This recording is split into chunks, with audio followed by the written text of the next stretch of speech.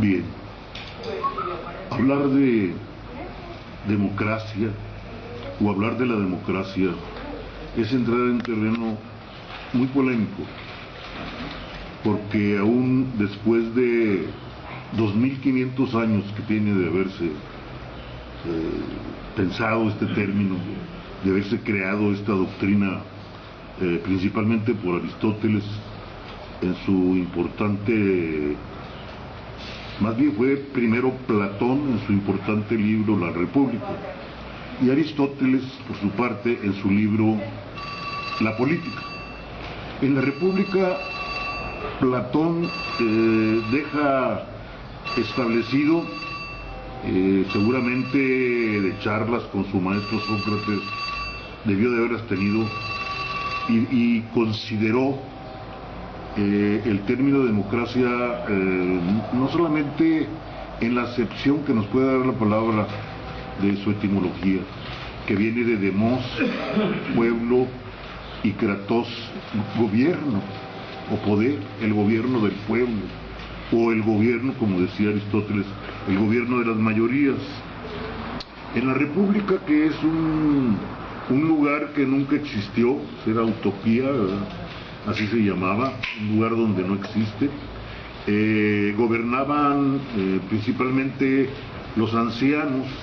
Ellos le llamaban senadores por la palabra senil, o sea, las personas que tenían mayor experiencia, no eran electos por votación, sino por las cualidades que ellos reunían de haber llevado una vida ejemplar.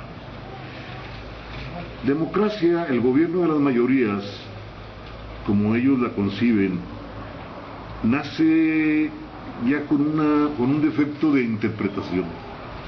¿Qué es la mayoría? La mayoría para ellos era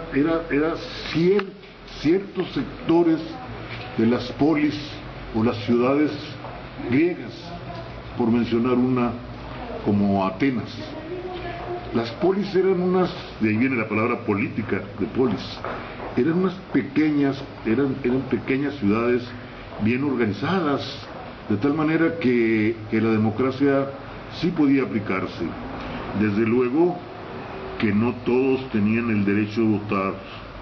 Por ejemplo, los esclavos pues, no votaban, y las clases más bajas y más ignorantes tampoco, porque no conocían o porque no podían ser tampoco votados de ninguna manera. Una persona inculta, una persona que no tuviera la preparación suficiente, no tenía ese derecho.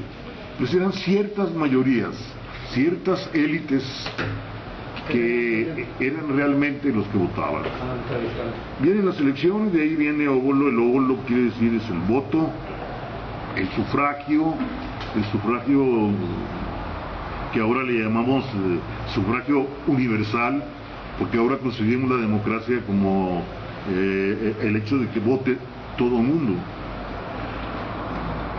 Antiguamente, basados en el concepto de democracia, se han cometido muchas injusticias. Recordemos el hecho del juicio que hace Pilatos a Jesús.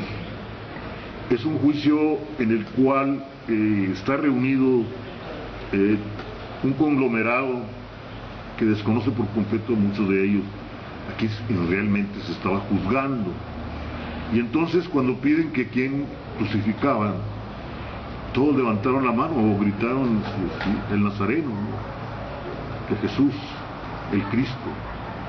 Y pues resulta que de los dos candidatos, de Barrabás y Cristo, pues el que fue sacrificado fue Cristo. Un error de la democracia, un error de pensar que el voto es la mayoría, y no pensar que mucho del voto lo debe tener la razón. Muchas de las veces el levantar la mano o el ser un número más, inclinando la balanza hacia cierta opinión o hacia cierta toma de decisiones, no es solamente eso, sino que debe de ser producto del razonamiento. De ahí que los griegos determinaran la votación muy exclusiva para algunos cuantos. En México la democracia tiene muy poco, realmente muy poco. Vamos a decir que el primer experimento es el de 1910 con Madero, que es la primera elección democrática que tenemos, pero que nos duró muy poco. Luego se dieron muchos años de intrigas, de asesinatos, de matarse unos con otros por el poder, y fue hasta 1929 en que Elías Calles crea un partido en donde considera que puede aglutinar a todos los sectores de México. Y así vamos a encontrar que nace el primer partido, vamos a decir, con las características que tienen los partidos en la actualidad.